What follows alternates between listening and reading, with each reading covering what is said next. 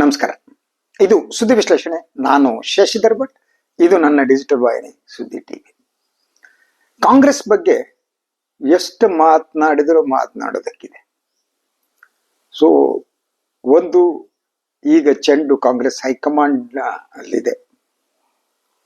Siddaramaiah ಮುಂದುವರಿತಾರ, DK Shivakumar ಮುಖ್ಯಮಂತ್ರಿ ಆಗ್ತಾರ, ಏನಾಗತ್ತೆ ಪ್ರಶ್ನೆಯಾಗಿ ಉಳಿದಿದೆ.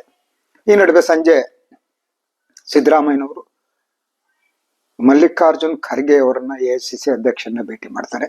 ಈ ನಡುವೆ ಬಂದ ಒಂದು ಸುದ್ದಿ, ರಾಹುಲ್ ಗಾಂಧಿ ಅವರು ಒಂದು ಸಂದೇಶವನ್ನ ಕಳಿಸಿದ್ದಾರಂತೆ. ಅದೇನು ಅಂತಂದ್ರೆ, ತಾಳ್ಮೆಯಿಂದ ಇರಿ, ಪಕ್ಷದ ಹೈಕಮಾಂಡ್ ಯಾರಿಗೆ ಮಾತು ಕೊಟ್ರು ತಪ್ಪಲ್ಲ, ಆದ್ರೆ ಇದು ಸಮಯ ಅಲ್ಲ ಅಂತ ಹೇಳಿದ್ರು ಅಂತ ಹೇಳಾಗ್ತಾ ಇದೆ. ಕನ್ಫರ್ಮ್ ಆಗ್ಬೇಕು. ಮಾಧ್ಯಮದಲ್ಲಿ ಸುದ್ದಿ ಬರ್ತಾ ಇದೆ ಒಟ್ಟೆ. ಸೊ ಈಗ ನಾನು ಮಾತನಾಡ್ತಾ ಇರುವುದು ಈಗ ಕಾಂಗ್ರೆಸ್ ಬಗ್ಗೆ ಅಲ್ಲ. ಕಾಂಗ್ರೆಸ್ ಬಗ್ಗೆ ಮಾತಾಡಿದ್ರು ಬೆಳಿಗ್ಗೆ. ಈಗ ನಾನು ಮಾತನಾಡ್ತಾ ಇರೋದು JDS ಬಗ್ಗೆ. JDS ನ ರಾಷ್ಟ್ರೀಯ ಮಂಡಳಿಯ ಸಭೆ ನಡೀತಾ ಇದೆ ನಿನ್ನೆ ಮತ್ತು ಇವತ್ತು. ಸೊ ನಿನ್ನೆ ಕೂಡ ಅವರು ಕೆಲವು ತೀರ್ಮಾನವನ್ನು ತೆಗೆದುಕೊಂಡಿದ್ದಾರೆ. ಆ ತೀರ್ಮಾನದ ಪ್ರಕಾರ ದೇವೇಗೌಡರು JDS ನ ರಾಷ್ಟ್ರೀಯ ಅಧ್ಯಕ್ಷರಾಗಿಯೂ, ಕುಮಾರಸ್ವಾಮಿ ಅವರು JDS ನ ರಾಜ್ಯ ಘಟಕದ ಅಧ್ಯಕ್ಷರಾಗಿಯೂ ಮುಂದುವರಿತಾರೆ. ಸೊ ಮುಂಬರುವ ಚುನಾವಣೆ ಏನಿದೆ, ಚುನಾವಣೆಯಲ್ಲಿ ಅದು ಕುಮಾರಸ್ವಾಮಿ ಅವರ ನೇತೃತ್ವದಲ್ಲೇನೆ ಮುಂದಿನ ಚುನಾವಣೆ ನಡೆಯುತ್ತೆ. ಇದು ಪ್ರಮುಖ ಅಂಶಗಳು ಅಂತ ಅಂದ್ರೆ ಏನು, ನಿಖಿಲ್ ಕುಮಾರಸ್ವಾಮಿ ಅವರನ್ನ ಪಕ್ಷದ ರಾಜ್ಯ ಘಟಕದ ಅಧ್ಯಕ್ಷರನ್ನಾಗಿ ಮಾಡುವ ಒಂದು ಯತ್ನ ನಡೆದಿತ್ತು. ಅದಕ್ಕೆ ತಾತ್ಕಾಲಿಕ ತಡೆ ನೀಡಲಾಗಿದೆ. ಸೊ ಬಹಳಷ್ಟು ಜನರ ಪ್ರಕಾರ ಇನ್ನೂ ಸಮಯ ಬಂದಿಲ್ಲ ಅಂತ. ಬಟ್ ಕುಮಾರಸ್ವಾಮಿ ಅವರು ಅವರ ಆರೋಗ್ಯ ಕೈ ಕೊಟ್ಟಾಗ ಮಗನಿಗೆ ಪಟ್ಟಾಭಿಷೇಕ ಮಾಡಬೇಕು ಅಂತ ಆಲೋಚನೆ ಮಾಡಿದ್ರು. ಎಲ್ಲ ಮಹಾರಾಜರು ಹಾಗೇನೆ, ಸಾಮ್ರಾಟರುಗಳು ಹಾಗೆ ಮಾಡ್ತಾರೆ. ತಮ್ಮ ಆರೋಗ್ಯ ಇದಾಯ್ತು, ಯುದ್ಧಕ್ಕೆ ಹೋಗ್ಬೇಕು, ಇನ್ನೊಂದು ಮಾಡ್ಬೇಕು ಅಂದಾಗ ಅವರು ಮಗನಿಗೆ ಪಟ್ಟಾಭಿಷೇಕ ಮಾಡಿ ಅವ್ರ ತಲೆ ಮೇಲೆ ಕಿರೀಟ ಇಡ್ತಾರೆ. ಸೊ ಆ ಕಿರೀಟ ಇಡುವ ಕೆಲಸವನ್ನ ಮಾಡ್ಬೇಕು ಅಂದ್ಕೊಂಡಿದ್ರು. ಆದ್ರೆ ಈಗ ಅದು ಸಮಯ ಪಕ್ವ ಆಗಿಲ್ಲ ಅಂತ. ಯಾಕಂದ್ರೆ ಒಂದು, ನಿಖಿಲ್ ಕುಮಾರಸ್ವಾಮಿ ಅವರ ರಾಜಕೀಯ ಏನಿದೆಯಾ ಅದು ಸೋಲಿನ ಮೂಲಕ ಪ್ರಾರಂಭ ಆದದ್ದು. ಸೋಲು ಸೋಲು ಸೋಲು ಅದಾದ್ಮೇಲೆ ಅವರು ರಾಜ್ಯ ಮಟ್ಟದ ಪ್ರವಾಸವನ್ನು ಮಾಡಿದ್ರು. ಅದು ಎಷ್ಟು ಮಟ್ಟಿಗೆ ಪ್ರತಿಕ್ರಿಯೆ ಏನೋ ಗೊತ್ತಿಲ್ಲ. ಅದಿನ್ನೇ ಅವರು ಬಹಳ ಚೆನ್ನಾಗಿ ಸಂಘಟನೆ ಮಾಡಿದ್ದಾರೆ ಅಂತ ಅವ್ರಿಗೆ ಕೃತಜ್ಞತೆ ಸಲ್ಲಿಸುವ ತೀರ್ಮಾನವನ್ನು ಆಯ್ತು. ಅದ್ರ ಜೊತೆಗೆ ಇವತ್ತು ಮಾತನಾಡಿದಂಥ ಸನ್ಮಾನ್ಯ ಮಾಜಿ ಪ್ರಧಾನಿಗಳು ದೇವೇಗೌಡರು ಟಾರ್ಗೆಟ್ ಮಾಡಿದ್ದು ಮುಖ್ಯಮಂತ್ರಿ ಸಿದ್ದರಾಮಯ್ಯನವರನ್ನ. ಸಿದ್ದರಾಮಯ್ಯನವರಿಂದ ಪಕ್ಷಕ್ಕೆ ಏನೂ ಆಗಿಲ್ಲ, JDS ಏನೂ ಮಾಡೇ ಇಲ್ಲ. ಅವ್ರು ಲಾಯರ್ ಆಗಿದ್ರ, ಅವರು ಯಾವತ್ತಾದ್ರೂ ಕೋರ್ಟಿಗೆ ಹೋಗಿದ್ರ?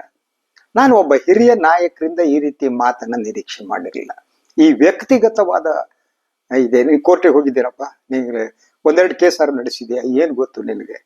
ಈ ರೀತಿಯ ಪ್ರಶ್ನೆಗಳನ್ನ ಯಾರಿಗೆ ಬೇಕಾದ್ರೂ ಕೇಳ್ಬಹುದು ಅಲ್ವಾ? ಅಂದ್ರೆ ದೇವೇಗೌಡರಿಗೂ ಬೇರೆ ರೀತಿ ಪ್ರಶ್ನೆಗಳನ್ನ ಕೇಳ್ಬಹುದು, ಕುಮಾರಸ್ವಾಮಿಗೂ ಕೇಳ್ಬಹುದು, ನಿಖಿಲ್ ಕುಮಾರಸ್ವಾಮಿಗೂ ಕೇಳ್ಬಹುದು, ಯಾರಿಗಾರು ಕೇಳ್ಬಹುದು. ಆದ್ರೆ ಅದು ಸಜ್ಜನಿಕೆ ಅಲ್ಲ ಅಂತ. ದೊಡ್ಡಗೌಡರು ತಮ್ಮ ಸಜ್ಜನಿಕೆಯನ್ನ ಯಾಕೆ ಬಿಡ್ತಿದ್ದಾರೆ ಅನ್ನೋದು ಅರ್ಥವಾಗದ ಮಾತು. ಇರ್ಬೋದು, ಫ್ರಸ್ಟ್ರೇಷನ್, ವಯಸ್ಸೆಲ್ಲ ಇರುತ್ತೆ ಅಲ್ವಾ. ಅವರು ಕೂಡ ಪಕ್ಷದ ಬಗ್ಗೆ ಏನೋ ಅಧಿಕಾರಕ್ಕೆ ಬರಬೇಕು ಅಂತ ಅಂದ್ಕೊಂಡಿದ್ರು. ದರ್ ಇಸ್ ಸಮಥಿಂಗ್ ರಾಂಗ್ ಅಂತ. ಅದ್ರ ಜೊತೆಗೆ ಇಡೀ ಕಾರ್ಯಕಾರಿ ಸಮಿತಿಯಲ್ಲಿ ಏನಿದೆ, ಅವರ BJPಯ ಜೊತೆಗೇನ ತಮ್ಮ ಸಂಬಂಧದ ಬಗ್ಗೆ ಒಂದೇ ಒಂದು ಸಾಲು ಮಾತನಾಡಿಲ್ಲ. ಇವತ್ತಿನ ಕೆಲವು ಪತ್ರಿಕೆಗಳಲ್ಲಿ ನೋಡಿದೆ ನಾನು. ಸೊ ನೋಡಿದಾಗ BJPಯ ರೆಫರೆನ್ಸ್ ಅನ್ನೋದೇನಿದೆ ಅದು ಇಲ್ಲ. ಯಾಕದು ಹೇಳ್ಬೇಕಿತ್ತು. ಮುಂಬರೋ ಚುನಾವಣೆ ಏನಿದೆ, ಅವ್ರ ಚುನಾವಣೆಯ ರೆಫರೆನ್ಸ್ ಇದೆ ಇದರಲ್ಲಿ.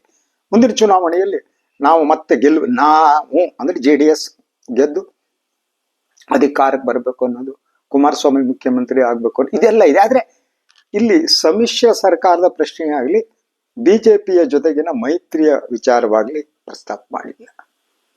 ಅದ್ರ ಜೊತೆಗೆ ಒಂದು ಸಾಲು, ಕುಮಾರಸ್ವಾಮಿಯವರು ಕೇಂದ್ರ ಸಚಿವರಾದ್ದರಿಂದ ಇಲ್ಲಿ ರಾಜ್ಯದಲ್ಲಿ ಕೆಲಸ ಮಾಡೋದು ತೊಂದರೆ ಆಗ್ಬೋದು ಅಂತ ಕೆಲವರ ಅಭಿಪ್ರಾಯ ಇತ್ತು.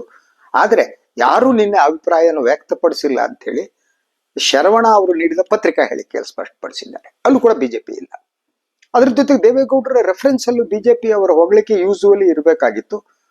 ಅದು ನಿನ್ನೆ ಕೂಡ ಹೊಗಳಿಕೆ ಇಲ್ಲ. ಅಂದ್ರೆ ಪ್ರಧಾನಿ ನರೇಂದ್ರ ಮೋದಿ ಅವರಿಗೆ ಒಂದು ಕೃತಜ್ಞತೆ ಸಲ್ಲಿಸೋದಾಗ್ಲಿ, ಮೋದಿಯವರು ನನ್ನ ಆತ್ಮೀಯರು, ಯಾವಾಗ ಫೋನ್ ಮಾಡಿದ್ರು ಎತ್ಕೋತಾರೆ, ಗೌರವದಿಂದ ಕಾಲದ ಪಕ್ಕದಲ್ಲಿ ಕೂಡಿಸ್ಕೊಳ್ತಾರೆ, ಇಂಥ ಮಾತುಗಳು ಇಲ್ಲ ಅಂತ. ಅದ್ರ ಜೊತೆಗೆ ಕುಮಾರಸ್ವಾಮಿ ಅವರು ಕೂಡ ಕೇಂದ್ರ ಸರ್ಕಾರ ಹಾಗೆ ಹೀಗೆ ಇರಬೇಕಿತ್ತು, ಅದು ಇಲ್ಲ. Something is missing.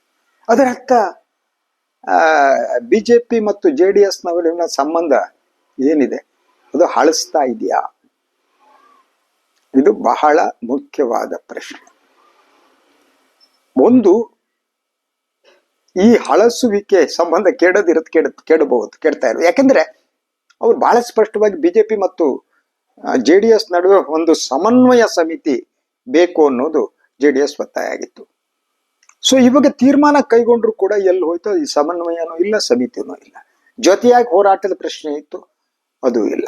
ಸೊ ಅಂದ್ರೆ ಒಂದು ರಾಜ್ಯ ಬಿಜೆಪಿ ನಾಯಕರುಗಳೇನಿದ್ದಾರೆ ಅವರು JDS ಜೊತೆಗೆ ಒಂದು ಅಂತರವನ್ನ ಕಾಪಾಡ್ತಾ ಇದ್ದಾರೆ. ಈ ಅಂತರ ಗಡಿಯನ್ನ ದಾಟಕೂಡದು, ಅಗತ್ಯ ಇಲ್ಲ, ಅದರ ಒಳಗಡೆ ಇರಬೇಕು ಅನ್ನೋದು ಈ ನಾಯಕರುಗಳ ಒತ್ತಾಯ. ಆದರೆ ಇವರು ಸಂಪೂರ್ಣವಾಗಿ ದೇವೇಗೌಡರು ಮತ್ತು ಕುಮಾರಸ್ವಾಮಿ ನಂಬಿರುವುದು ಅಮಿತ್ ಶಾ ಮತ್ತು ಮೋದಿ ಅವರನ್ನ. ಅವರ ಇಂಟರ್ಫಿಯರೆನ್ಸ್ ಇಂದ ಒಂದು ಸಮನ್ವಯ ಸಮಿತಿಯಾಗಿ ಜೊತೆಯಾಗಿ ಹೋರಾಟ ಮಾಡುವ ವಾತಾವರಣ ಸೃಷ್ಟಿ ಆಗ್ಬೋದು ಅಂತ ಅಂದ್ಕೊಂಡಿದ್ರು. ಈಗ ನೋಡಿದ್ರೆ ಅದು ಆಗ್ತಾ ಇಲ್ಲ. JDS ಒಂದು ರೀತಿಯಲ್ಲಿ ಏಕಾಂಗಿ ಆಗ್ತಾ ಇದೆ. ಹಾಗಿದ್ರೆ JDS ಒಂದ್ ರೀತಿಯ ಡೈಲಮ್. ಅದು ಒಂದು ರಾಜ್ಯ ಮಟ್ಟದ ಪ್ರಾದೇಶಿಕ ಪಕ್ಷವಾಗಿ ಆಗ್ಲಿ ಅಥವಾ ರಾಷ್ಟ್ರೀಯ ಪಕ್ಷ ಆಗ್ಲಿ, ಅದು ಯಾವುದೋ ಅನ್ನುವ ಕ್ಲಾರಿಟಿ. ರಾಷ್ಟ್ರೀಯ ಅಧ್ಯಕ್ಷರಿದ್ದಾರೆ, ಅದಕ್ಕೆ ರಾಜ್ಯ ಅಧ್ಯಕ್ಷರಿದ್ದಾರೆ. ಹಾಗಿದ್ರೆ ಅದು ರಾಷ್ಟ್ರೀಯ ಪಕ್ಷವ? ಅದು ಅಲ್ಲ. ಸೊ ಅದು ಆದ್ರೆ ಒಂದು ಅದ್ರ ಬಗ್ಗೆ ಮಾತನಾಡ್ತಾ ಕುಮಾರಸ್ವಾಮಿ ಕರ್ನಾಟಕ ಮತ್ತು ಕೇರಳದಲ್ಲಿ JDS ಇದೆ ಅನ್ನೋ ಮಾತನಾಡಿದ್ರು. That is true. JDS ಕೇರಳದ ಸ್ವಲ್ಪ ಮಟ್ಟಿಗೆ ಇತ್ತು, ಶಾಸಕರೆಲ್ಲ ಇದ್ರು. ಅದು ಬಿಟ್ರೆ ಇನ್ನೆಲ್ಲೂ ಕೂಡ ಇಲ್ಲ. ಆದ್ರಿಂದ ಅದನ್ನ ರಾಷ್ಟ್ರೀಯ ಪಕ್ಷ ಅಂತ ಪರಿಗಣಿಸೋದು ಈ ಸಂದರ್ಭದಲ್ಲಿ ಕಷ್ಟ. ಇನ್ನು ಪ್ರಾದೇಶಿಕ ಪಕ್ಷ ಆದ್ರೆ ಅದು ಪ್ರಾದೇಶಿಕ ಅಸ್ಮಿತೆಗೆ, ಪ್ರಾದೇಶಿಕತೆಗೆ ಅದಕ್ಕೆ ಫೈಟ್ ಮಾಡ್ಬೇಕು. ಬಟ್ ನೀವು ಯಾವಾಗ ಒಂದು ರಾಷ್ಟ್ರೀಯ ಪಕ್ಷ ಜೊತೆ ಹೊಂದಾಣಿಕೆ ಮಾಡ್ಕೋತೀರಿ, ಒಂದು ಪ್ರಾದೇಶಿಕ ಪಕ್ಷಕ್ಕೆ ಬೇಕಾದ ಕ್ಯಾರೆಕ್ಟರ್ಗಳ ನಾಶ ಆಗೋಗ್ಬಿಡುತ್ತೆ.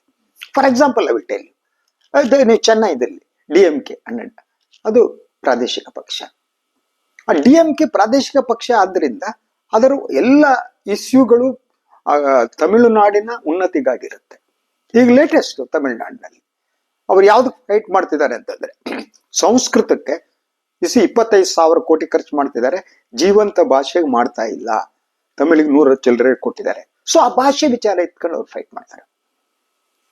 ಆದ್ರೆ ಅಂತ ಇಶ್ಯೂಗಳನ್ನು ತೆಗೆದುಕೊಂಡು ಫೈಟ್ ಮಾಡುವ ಸ್ಥಿತಿಯಲ್ಲಿ ಇಲ್ಲ ಅಂತ ನೋಡಿ. JDS ನ ಸಮಸ್ಯೆ ಅಂದ್ರೆ, ಯಾಕಂದ್ರೆ ಕೇಂದ್ರ ಸರ್ಕಾರದಲ್ಲಿ ಅವರು ಪಾಲ್ದಾರರಾಗಿದ್ದಾರೆ. ಒಂದು ಪ್ರಾದೇಶಿಕ ಪಕ್ಷದ ಮೂಲಭೂತ ಕ್ಯಾರೆಕ್ಟರ್ ಅಂದ್ರೆ, ಪ್ರಾದೇಶಿಕ ಪಕ್ಷ ಆಲ್ವೇಸ್ ನ್ಯಾಷನಲ್ ಪಾರ್ಟಿಗಳ ಜೊತೆ ಫೈಟ್ ಮಾಡ್ತಿರ್ತವೆ. Interest is like that. ಚುನಾವಣೆ ಆದ್ಮೇಲೆ ಹೊಂದಾಣಿಕೆ ಮಾಡ್ಕೋಬಹುದು, ಅದೊಂದು ಮಾಡ್ಕೋಬಹುದು. ಜನರಲಿ ಪ್ರಾದೇಶಿಕ ಪಕ್ಷದ ಒಂದು ಕ್ಯಾರೆಕ್ಟರ್ ಅಥವಾ ಗುಣಧರ್ಮ ಅಂತ ಅಂದ್ರೆ ಅದು ರಾಷ್ಟ್ರೀಯ ಪಕ್ಷದ ಜೊತೆ ಫೈಟ್ ಮಾಡೋದು. ಯಾಕೆ ಫೈಟ್ ಮಾಡೋದು? ಪ್ರಾದೇಶಿಕತೆಗಾಗಿ. ಪ್ರಾದೇಶಿಕ, ಈಗ ಫಾರ್ ಎಕ್ಸಾಂಪಲ್ ಕರ್ನಾಟಕ ಅಂದ್ಕೊಳ್ಳಿ, ಕನ್ನಡ ಭಾಷೆ, ಕನ್ನಡ ಸಂಸ್ಕೃತಿ, ಕನ್ನಡ ಪರಂಪರೆ, ಕನ್ನಡತನ ಅಲ್ವಾ, ಭಾಷಾ ಹೇರಿಕೆ, ಇದು ಎಲ್ಲದರ ಮೇಲೆ ಫೈಟ್ ಮಾಡಬೇಕು. ಆದ್ರೆ JDS ಇದನ್ನು ಮಾಡುವ ಅವಕಾಶ ಇತ್ತು. ಆದ್ರೆ ಕೇಂದ್ರದಲ್ಲಿ ಸಚಿವರಾಗುವ ಮೂಲಕ ಕುಮಾರಸ್ವಾಮಿ ಅವಕಾಶವನ್ನು ಕಳ್ಕೊಂಡಿದ್ದಾರೆ.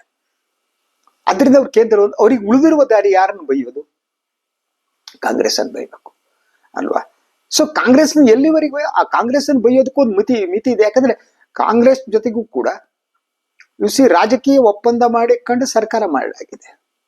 ಎಲ್ಲಿವರೆಗೂ ಬೈತೀರಿ? ಜೊತೆಗೆ ಏನೇ ಹೇಳಿ, ದೇವೇಗೌಡರು ಪ್ರಧಾನಿ ಆಗೋದ ಕಾರಣ ಕಾಂಗ್ರೆಸ್ ಕಾರಣದಿಂದಲೇ ಅವ್ರು ಪ್ರಧಾನಿ ಆದದ್ದು. ಇವತ್ತು ಮಾಜಿ ಪ್ರಧಾನಿ ಅನ್ನೋದಾಗಿದ್ದು. ಸೊ ಈವನ್ ಮೋದಿ ಅವರು ಪಕ್ಕದ ಕುಡಿಸ್ಕೊಳ್ಳೋದು ಯಾಕೆ ಅಂತಂದ್ರೆ, ದೇವೇಗೌಡರು ಮಾಜಿ ಪ್ರಧಾನಿಗಳು ಅಂತ.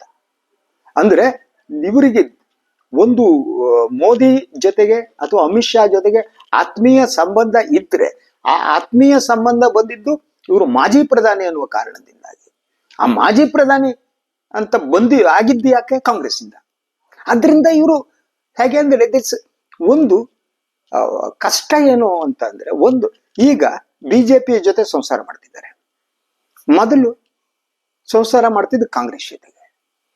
ಇವೆರಡನ್ನೂ ಬಿಟ್ಟು ಸ್ವತಂತ್ರವಾಗಿ ಈ ಪಕ್ಷ ಹುಟ್ಟಿದ ಮೇಲೆ 99ರಲ್ಲಿ 25 ವರ್ಷ ಆಗಿದೆ. ಸೊ ಸ್ವತಂತ್ರವಾಗಿ ಉಳಿದಿದ್ದೇ ಬಹಳ ಕಡಿಮೆ ಅವಧಿಯಲ್ಲಿ ಅಂತ. ಅದಕ್ಕೆ ಕಾರಣ ಇರ್ಬೋದು, ಐ ಡೋಂಟ್ ಸೇ ದಟ್, ಬೇರೆ ಬೇರೆ ಕಾರಣ. ಆದರೆ ನೀವು ಸ್ಪಷ್ಟವಾಗಿ ನಿಮ್ಮ ಸ್ಥಾನ ಯಾವುದು ಅನ್ನೋದು ಗುರುತಿಸಿಕೊಳ್ಳದಲ್ಲಿ ನೀವು ವಿಫಲರಾಗಿದ್ದೀರಿ. ಸೊ ಪ್ರಾದೇಶಿಕ ಪಕ್ಷದ ಒಂದು ವ್ಯಾಕ್ಯೂಮ್ ಏನಿದೆ, ಆ ವ್ಯಾಕ್ಯೂಮ್ ಅನ್ನ ತುಂಬುವ ಅವಕಾಶ JDSಗಿತ್ತು. ನಾನು ಅದನ್ನ ಎಕ್ಸ್ಪೆಕ್ಟ್ ಮಾಡಿದ್ದೆ, ಪ್ರಾದೇಶಿಕ ಪಕ್ಷದ ಅವಶ್ಯಕತೆಯನ್ನು JDS ತುಂಬುತ್ತೆ ಅಂತ. ಆದರೆ ಪ್ರಾದೇಶಿಕ ಪಕ್ಷದ ಹೆಸರಿನಲ್ಲಿ ರಾಷ್ಟ್ರೀಯ ಪಕ್ಷಗಳ ಜೊತೆ ಸಂಸಾರ ನಡೆಸ್ತಾ ಹೋದದ್ದು. ಸೊ ಮೊದಲು ಕಾಂಗ್ರೆಸ್ ಜೊತೆಗೆ ಸಂಸಾರ ಮಾಡಿದ್ರಿ, ಮಕ್ಕಳಾಯ್ತಾ ಇಲ್ಲ ಗೊತ್ತಿಲ್ಲ. ಈಗ BJP ಜೊತೆ ಸಂಸಾರ ಮಾಡ್ತಿದ್ರಿ, ಮಕ್ಕಳಾಗ್ತಿದಾರಲ್ಲ ಗೊತ್ತಿಲ್ಲ. ಇದು ಯಾಕೆ, ಇದಕ್ಕೆ ಹೇಗೆ ನೀವು ಕಾರಣವನ್ನು ಕೊಡಕ್ ಸಾಧ್ಯ ಆಗುತ್ತೆ? ಅದರಿಂದ ನೀವು ಪ್ರಾದೇಶಿಕ ಪಕ್ಷಕ್ಕೆ ಬೇಕಾದ ಮೂಲಭೂತ ಕ್ಯಾರೆಕ್ಟರ್ ಇದೆಯಲ್ಲ, ಆ ಗುಣಧರ್ಮವನ್ನ ನೀವೇ ಕಳೆದುಕೊಂಡಿದ್ದೀರಿ. ಆ ಗುಣಧರ್ಮವನ್ನ ನೀವು ಉಳಿಸಿಕೊಂಡಿಲ್ಲ. ಅದು ಇರಬೇಕಾಗಿತ್ತು. ಯಾಕಂದ್ರೆ ಜನತಾ ಪಕ್ಷ ಅಂತಂದ್ರೆ ಜನತಾ ಪರಿವಾರಕ್ಕೆ ಅದೊಂದು ಇತಿಹಾಸ ಇದೆ, ಲೆಗಸಿ ಇದೆ. ಅದನ್ನು ಕಂಟಿನ್ಯೂ ಮಾಡ್ಬೇಕಾಗಿತ್ತು. ನಾನು ಬಹಳ ಸಂದರ್ಭದಲ್ಲಿ ಹೇಳ್ತೇನೆ. ಸೊ JDS ಆಫೀಸ್ನಲ್ಲಿ ಕನಿಷ್ಠ ಜನತಾ ಪರಿವಾರದ ಮಾಜಿ ಮುಖ್ಯಮಂತ್ರಿಗಳ ಫೋಟೋ ಹಾಕ್ಬೇಕಾಗಿತ್ತು. ಅದೊಂದು ಲೆಗಸಿ ಮುಂದುವರಿಸೋದು. ಹೆಗಡೆಯವರ ಫೋಟೋ, ಬೊಮ್ಮಾಯಿ ಅವರ ಫೋಟೋ, JH ಪಟೇಲ್ರ ಫೋಟೋ, ಆ ಫೋಟೋಗಳನ್ನ ಹಾಕಿ ಅಟ್ಲೀಸ್ಟ್ ಆ ಪರಿವಾರದಲ್ಲಿ ಬಂದವರು ಇದಾರಲ್ಲ ಅವರ ಅಭಿಮಾನಿಗಳನ್ನಾದರೂ. ಆದ್ರೆ ವೈಯಕ್ತಿಕ ಕಾರಣ, ಅವ್ನು ಗಡ್ಡದವನಿಗೆ ಬುದ್ಧಿ ಇಲ್ಲ ಅಂದ್ರೆ ಹೆಗಡೆ ಗಡ್ಡದವನು ಅನ್ನೋದು ದೇವೇಗೌಡರು. ಆ ಗಡ್ಡದವನಿಗೆ ಬುದ್ಧಿ ಇಲ್ಲ, ಗಡ್ಡದವನ್ ನಂಗೆ ಮೋಸ ಮಾಡಿದೆ, ಪಟೇಲ ಸರಿ ಇಲ್ಲ. ಅವ್ರ ದೃಷ್ಟಿಯಲ್ಲಿ ಯಾರೂ ಸರಿ ಇಲ್ಲ. ಸರಿ ಇದ್ದವ್ರು ಯಾರು? ಅವ್ರ ಮಕ್ಕಳು ಮಾತ್ರ. ಯಾರು ಸರಿ ಇದ್ದಾರೆ ಅಂತಂದ್ರೆ ಕುಮಾರಸ್ವಾಮಿ ಸರಿ ಇದ್ದಾರೆ, ಅವ್ರು ಬಿಟ್ರೆ ನಿಖಿಲ್ ಕುಮಾರಸ್ವಾಮಿ ಸರಿ ಇದ್ದಾರೆ. ನಿಖಿಲ್ ಕುಮಾರಸ್ವಾಮಿ ಬಿಟ್ರೆ ಅವ್ರಿಗೆ ಒಂದು ಸಣ್ಣ ಮಗು ಇದೆ, ಅವ್ರು ಸರಿ ಇದ್ದಾರೆ. ಜಗತ್ತಲ್ಲಿ ಉಳಿದ್ರೆ ಯಾರು ಸರಿ ಇಲ್ಲ. ಎಲ್ಲರೂ, ಯಾರಿಗೂ ಶಕ್ತಿ ಇಲ್ಲ, ನನ್ಗೆ ಮಾತ್ರ ಇದೆ. ಬಿಸಿ ಈ ಮನಸ್ಥಿತಿ ಅಪಾಯಕಾರಿಯಾದ್ದು ಅಂತ, ಬಹಳ ಡೇಂಜರಸ್ ಆದ ಮನಸ್ಥಿತಿ. ಆ ಮನಸ್ಥಿತಿಯಲ್ಲಿ ಅವರು ಇವತ್ತು ಅಟ್ಯಾಕ್ ಮಾಡಿದ್ದಾರೆ ಸಿದ್ದರಾಮಯ್ಯರವ್ರನ್ನ. ಏನಿಲ್ಲ, ಲಾಯರ್ ಆಗಿರ್ಬೋದು, ಬಿಟ್ಟಿರ್ಬೋದು, ಪ್ರಶ್ನೆ ಅದು ಮಾತನಾಡ್ಬೇಕಾಗಿಲ್ಲ. ದೊಡ್ಡವರಾಗಿರುವುದು ಇದೆಯಲ್ಲ, ಅದು ದೊಡ್ಡತನವನ್ನು ಉಳಿಸಿಕೊಳ್ಳುವುದ ಮೂಲಕ ಮಾತ್ರ. ಇಲ್ದ್ರೆ ನೀವು ದೊಡ್ಡವರಾಗಲ್ಲ ಅಂತ.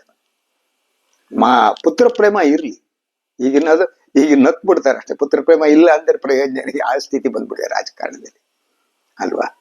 ಸೊ ಆದ್ರೆ ದೇವೇಗೌಡರು ಆಡಿರುವ ಮಾತು. ಇನ್ನು ನನಗನ್ಸುವ ಹಾಗೆ ಒಂದು ಪ್ರಶ್ನೆ ಮುಂದಿಡ್ತೀನಿ, ಅದು BJP ಮತ್ತು JDS ನಡುವಿನ ಹನಿಮೂನ್ ಅವಧಿ ಮುಗಿಯಿತಾ? ಈ ಬಗ್ಗೆ ಆಲೋಚನೆ ಮಾಡ್ಬೇಕಾಗಿದೆ. ನನಗೆ ಆ ಲಕ್ಷಣಗಳು ಕಾಣ್ತಾ ಇವೆ, ಆದ್ರೆ ಬೇರೆ ದಾರಿ ಇಲ್ಲ. ಮತ್ತೆ ಡೈವರ್ಸ್ ಮಾಡುವ ಸ್ಥಿತಿಯಲ್ಲೂ ಇಲ್ಲ. ಮತ್ತೊಂದು ಪಕ್ಷದ ಡೈವರ್ಸ್ ಆಗಿದೆ, ಇಲ್ಲೂ ಡೈವರ್ಸ್ ಮಾಡ್ಬಿಟ್ರೆ ನಂತರ ಅದರ ಸ್ಥಿತಿ ಬಹಳ ಕಷ್ಟ ಆಗುತ್ತೆ. ಸೊ ಆದ್ರೆ ಹನಿಮೂನ್ ಅವಧಿ ಮುಗಿದತ್ತೆ ಅನ್ಸುತ್ತೆ. Let us wait and see. ಇದು ಇವತ್ತಿನ ಸುದ್ದಿ ವಿಶ್ಲೇಷಣೆ. ಇನ್ನೊಂದು ವಿಚಾರದಾಗ ಮತ್ತೆ ಬರ್ತೀನಿ. ನಾನು ವಾಯಿನ್ ಲೈಕ್ ಮಾಡಿ, ಸಬ್ಸ್ಕ್ರೈಬ್ ಮಾಡಿ, ಬೆಲ್ ಐಕಾನ್ ಪ್ರೆಸ್ ಮಾಡೋದಕ್ಕೆ ಮರಿಬೇಡಿ. ಹಾಗೇನೆ ಸಾಧ್ಯ ಆದರೆ ಸಹಾಯ ಮಾಡಿ. ಸ್ವತಂತ್ರ ಪತ್ರಿಕೋದ್ಯಮವನ್ನು ಬೆಂಬಲಿಸಿ, ನನ್ನನ್ನು ಆಶೀರ್ವದಿಸಿ. ನಮಸ್ಕಾರ.